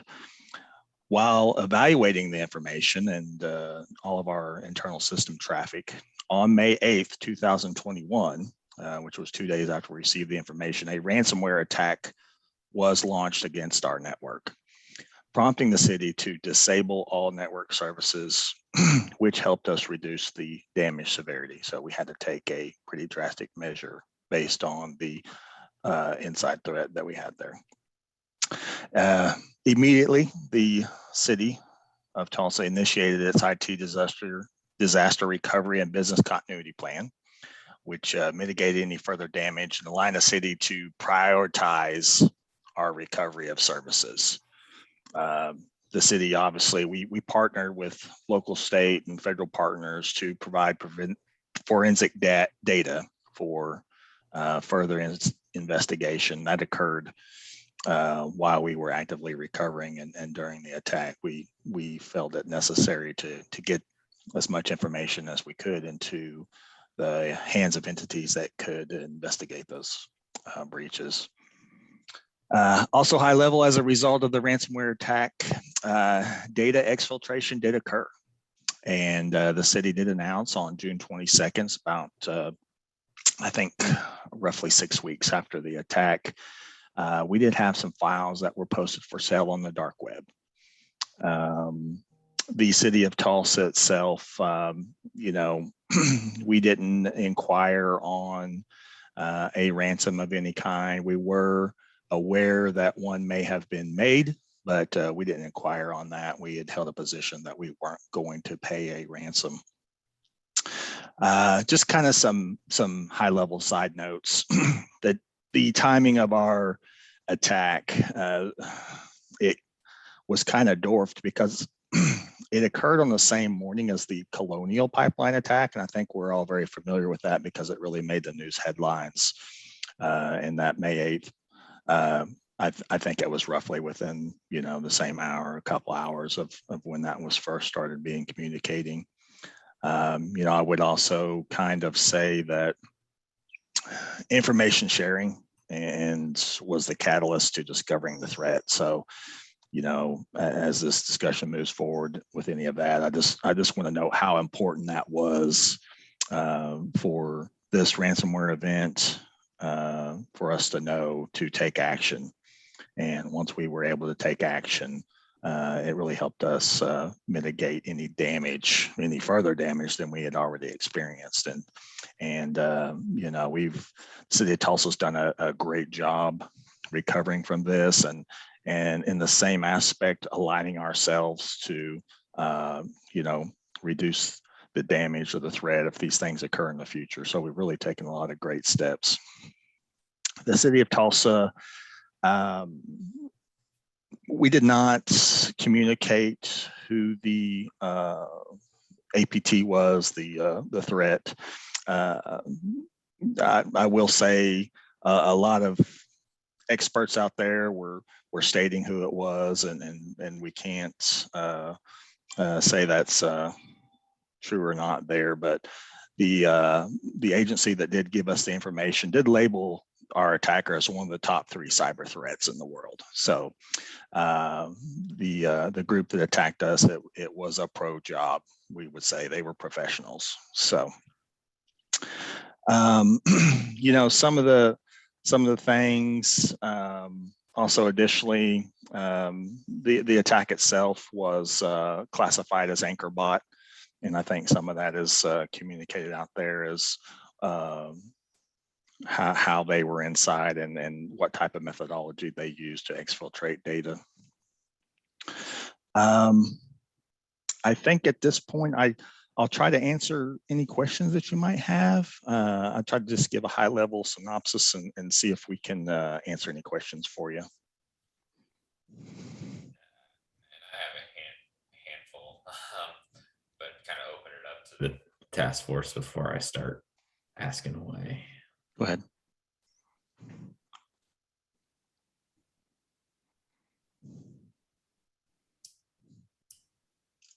What was, this is Mike Mayer, what was your position prior to the attack in terms of, did the city already have a stance on ransomware, or was that decided as the event occurred? As I mentioned, my time with the city, I'm still a fairly newer employee, but I would say my evaluation is the city, I think like a lot of government entities, they were kind of, we were strong in some areas, and then some areas we obviously needed to mature our methods. So, I think from, a intrusion prevention type measures, I think we were really strong there. But on the flip side of that, I also think the internal security, we had a lot of projects in place that we were basically kicking off that could have mitigated a lot of what happened. They just caught us really early in the infancy stage of a lot of those. So I think that the city's position to mature those internal security measures would have definitely helped us, but I would say they were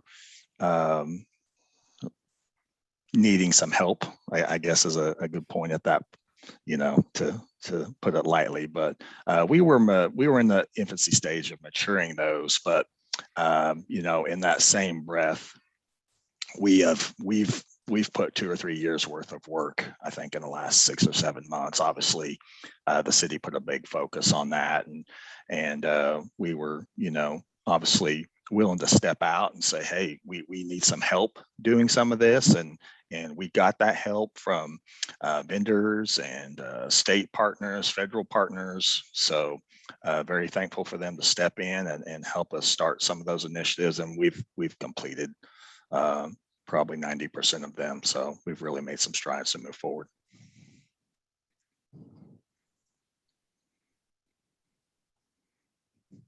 So letting us know, like, what did you,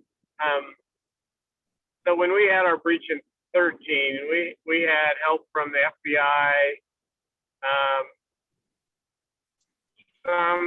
a little bit of NSA, but can you kind of just, and without giving too much, but tell us, you know, what entities all assisted, and if, you know, maybe at a high level, what they help you with?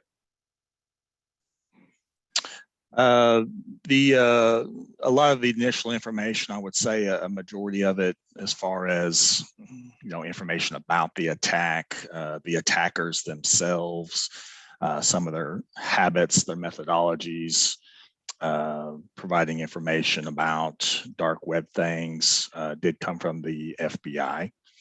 On top of that, you know, as I mentioned, as you say, we had several. We had the state, you know, Matt Singleton and his group with us here in Oklahoma. Phenomenal job helping us out. We had Homeland Security doing all that, you know, and on top of the attack, we obviously have to, you know, we have to communicate that we've been breached to other entities. We went out to CISA and some other ones to let them know. They immediately stepped in, offered assistance, and you know, that was some of the challenging part is, you know, you're obviously wanting these parties to kind of come in and evaluate your environment. They're also wanting some investigative type materials, some scripts ran and backups to be analyzed and things like that. So we were able to get most of that. Did pose some challenges at times, you know, trying to recover from a ransomware attack in the early stages, and also provide some of that forensic data to be analyzed. But most of those partners did help us out. We do have some vendors as well. They're very popular. So no news there on who they are, but it did take everyone to help us recover.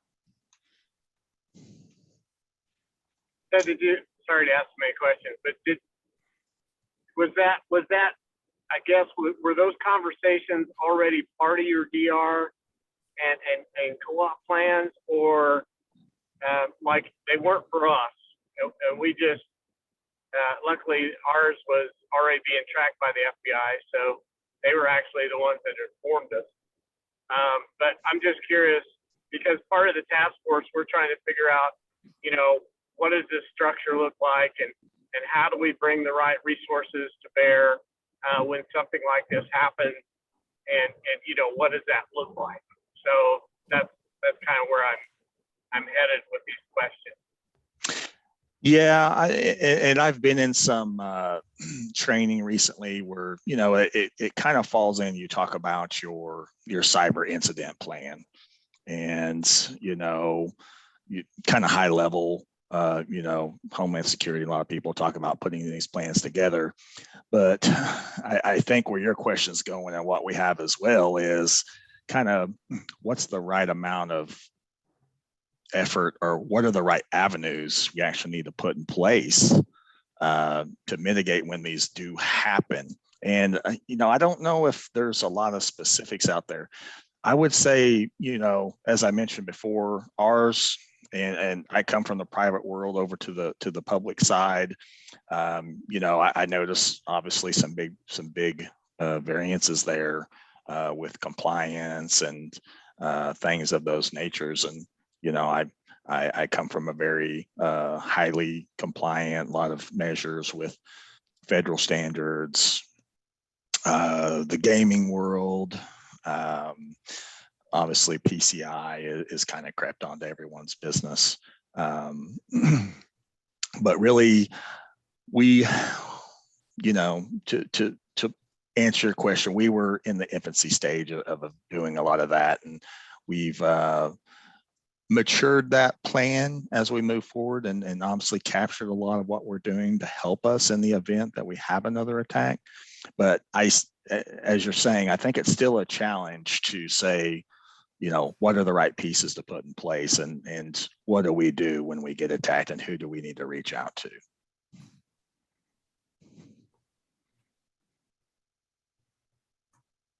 and based on your experience, what would you recommend? I mean, what would you recommend in terms of?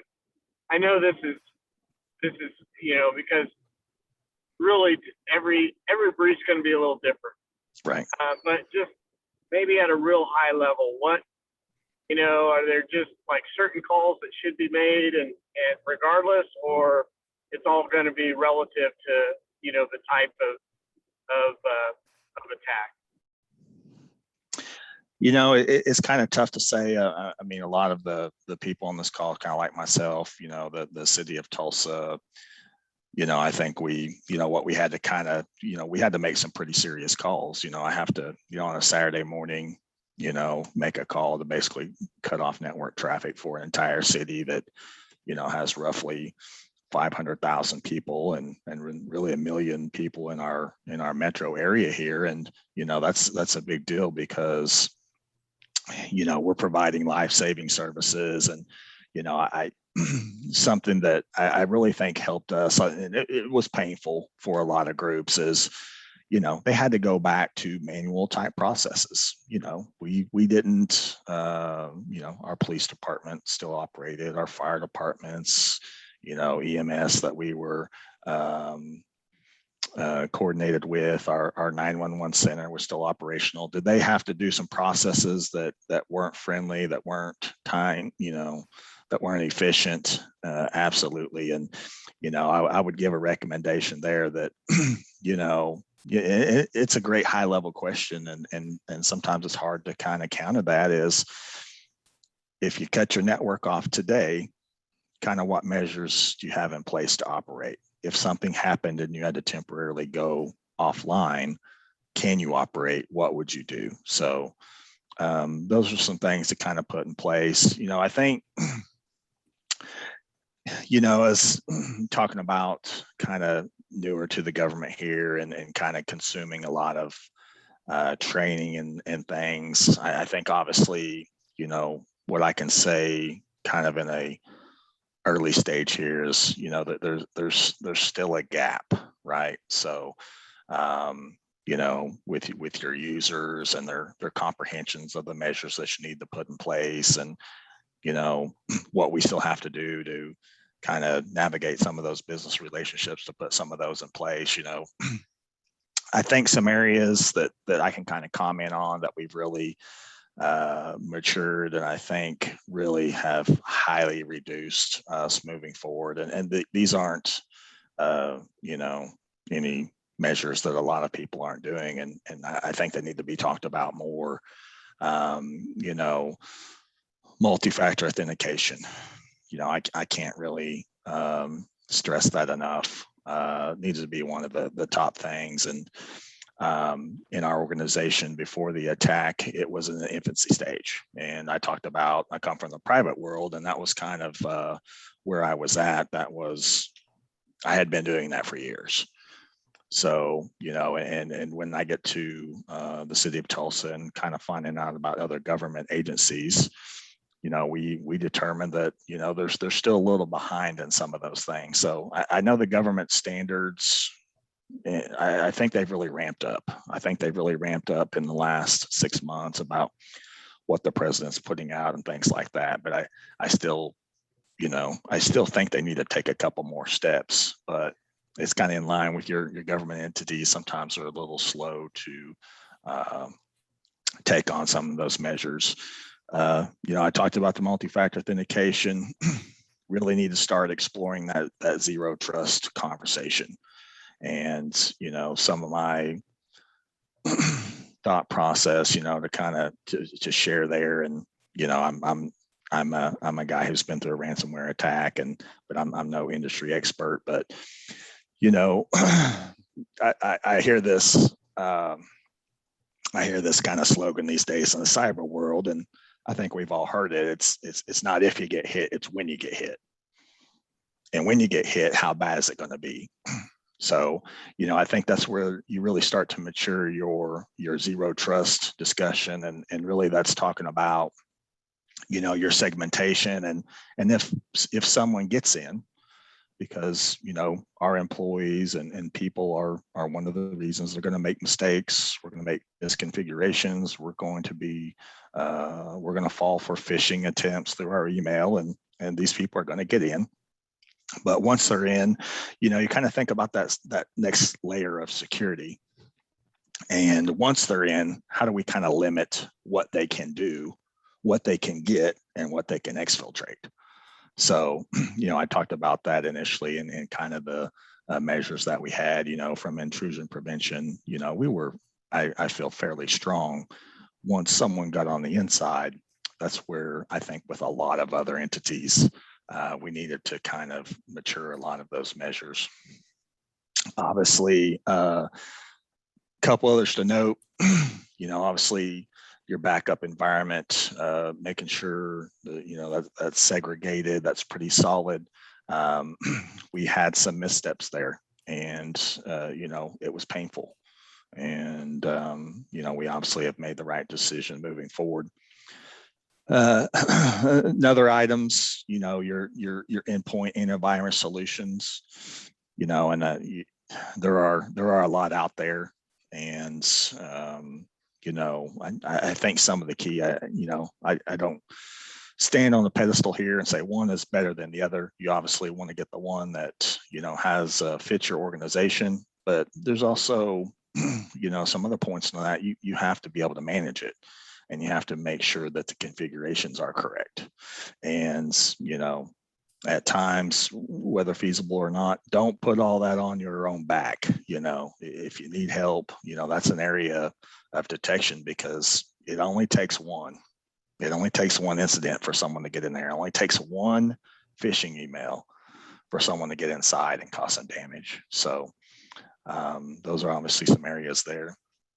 We've, talking about asking for help. We've obviously, we've done a lot of things internally. I've also went out and asked for some help on, some SOC capabilities from some of our partners. We're going to engage in those. So, we're going to be watching. We're going to have partners watching. We're going to have some federal entities watching through some other measures that we've did. So, those are some of the other steps. Obviously, identity management, talking about multi-factor authentication. We obviously have, like a lot of entities, we've moved a lot of our stuff to the cloud. And, I think that helps us kind of mature what we got. And, with doing that, and this is kind of a common statement as well, the physical footprint and data centers, unless you're a cloud hosting provider, for a lot of entities, those are kind of shrinking. And that's just a general statement. I think most people can agree with that, because a lot of, solutions are going to the cloud. And in some instances, just my food for thought there. Someone asked me the other day if going to the cloud was more secure. And, in some instances, they have a terminology called transference, where you're just transferring your risk over there to some extent. But then I also, my opinion as well, and the experience that I've had with cloud hosting solutions and kind of pushing those, and they've obviously grown immensely in the last 10 years. I think being that they have to cater to a lot of different customers, you tend to find that their security measures are very heightened. And, because they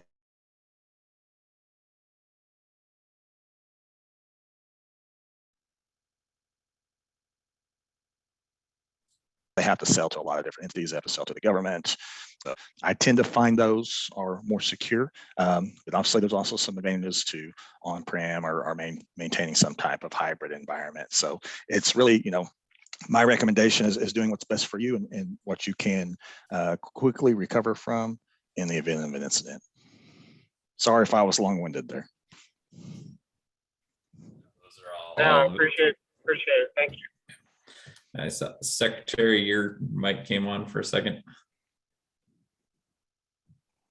Good, thank you. I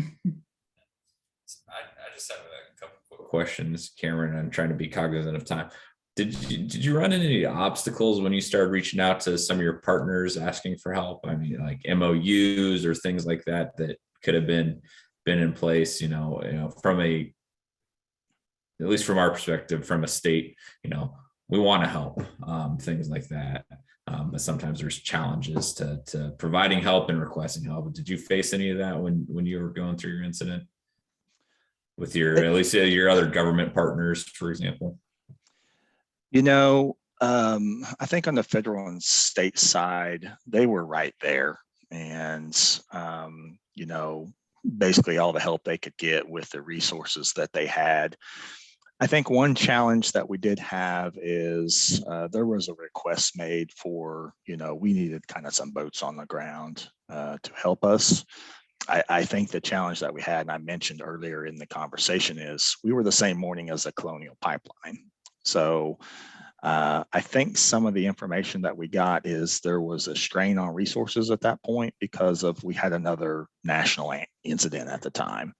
So, that's they did help. I think with all the resources that they had, they kind of threw everything at us that we had. And, as far as information, consulting, we hadn't been through this before. So we were talking about, not only were we trying to recover and I think a lot of,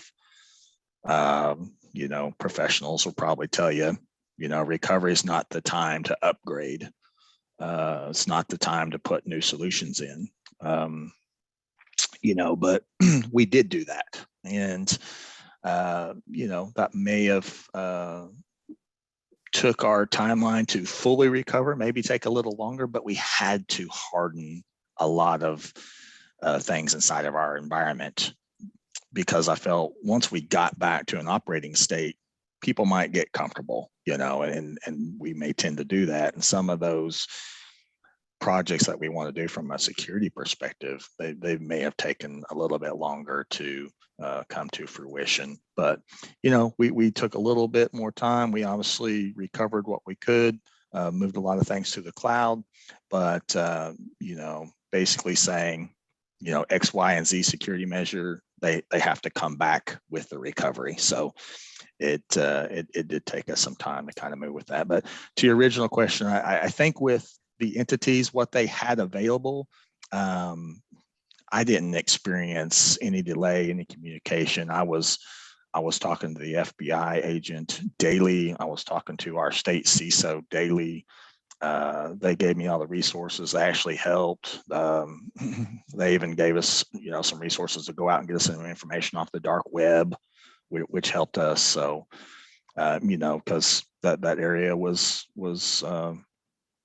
it wasn't very knowledgeable to a lot of people on staff, and even myself. I'd heard the term, but it's obviously a place you don't want to spend too much time in. But we needed kind of help from those entities to help educate us and understand help us with some of our decisions moving forward and how we handle the ransomware event itself.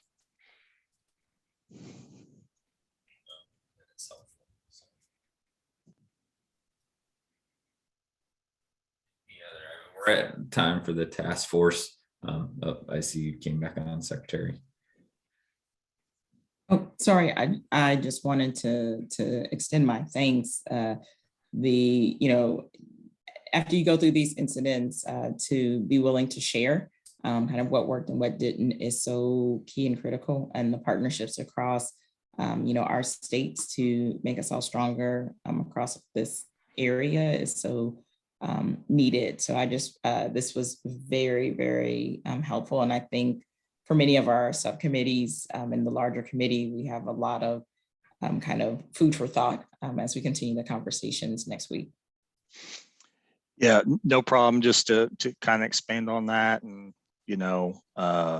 I fully agree. Information sharing is just crucial. It's just crucial, and there's a lot of entities out there that they don't know what their step one is going to be, and they're not alone in that. But information sharing, I would say if you don't know who your partners are right now, I might take the opportunity to start building some of those relationships, because you can get some really great information. I felt through some of that process. Sometimes you have to ask the right questions with these entities and to get some of the specifics that you need. But I would, starting your plans to understand how you're going to handle an issue like this, or even at the scale that we had. I think one of those is kind of saying, okay, who are our partners? We can't do it alone. Is it state? Is it federal? Do we have a vendor contract that's going to come in and do this for us? Because it is a growing, type of service that there is a lot of incident response capabilities that are coming from a lot of companies, and they're going to come in and do the same things that they did for us. So, I just kind of food for thought. I think those are some areas to kind of highlight. And I feel like after the conversation, it'd probably help you move on the right track. And that's very helpful. And again, echo, the secretary, the comments of lessons learned, help the greater good for everybody, and how things, as we look at, one of our goals is helping build those relationships, because we want to make sure that those things are in place. And so your input is incredibly valuable and timely as well. And again, I know sometimes it's not the easiest to talk about going through an incident, so we definitely do appreciate your time and your willingness to chat with us. So. Yeah, no problem. And, if we need to do some targeted things, or some targeted conversations, or some specifics we may be able to discuss in a different type of manner, we're open to do that well. But once again, I appreciate you having me. We want to share this information. We want to make sure all the different entities can prepare themselves for something like this, and we're willing to help. And if anyone on the call experiences anything like this, feel free to reach out. And I think it's just kind of helping the partners here, and it doesn't matter if we're in a different state or whatnot. We're all kind of fighting the same fight here. So feel free to reach out, and we'd be glad to have a conversation to help you out. And thank you, that is much appreciated, and we'll definitely keep that in mind. So, and kind of vice versa from my perspective as the state CISO here in Kansas. Again, it crosses border. I mean, it knows no bounds. So, working together for the greater good is the only way we win, for lack of better terms. So, definitely appreciate that. So, any other last minutes kind of close us out here pretty quickly? I know we've got subcommittee meetings next week, and we'll kind of start preparing for our final report out to the governor here for the first week in December, and what that long report exercise looks like. Be expecting a doodle poll coming out from Allie as well. And again, Cameron, we might have some additional questions that Allie will again possibly reach out to you if any of the task force subcommittees come up with anything as they're working through their exercise of identifying recommendations for our governor. And so we might have some follow-up as well. So again, appreciate your time as we work through our challenges and our efforts here in Kansas. So we definitely appreciate it. Okay, great. No problem. I appreciate you. I appreciate speaking with everyone today. Thank you. All right. Thanks, Cameron. So with that task force, I do not have anything else. Just kind of open the floor to any last minute comments from anyone else. Hey, this is Colonel Hewlett. I was just curious, I'm not sure if Mr. Gray's still on the line, just trying to find out if the Guard was utilized in any aspect of the forensics, mitigation, recovery for that instance. Over. We didn't utilize the National Guard at that time. I think if we were to do that, it probably would have been navigated through the state. But at that time, there was kind of so many people and whatnot, but I don't believe the National Guard was engaged at that point. Copy, thank you.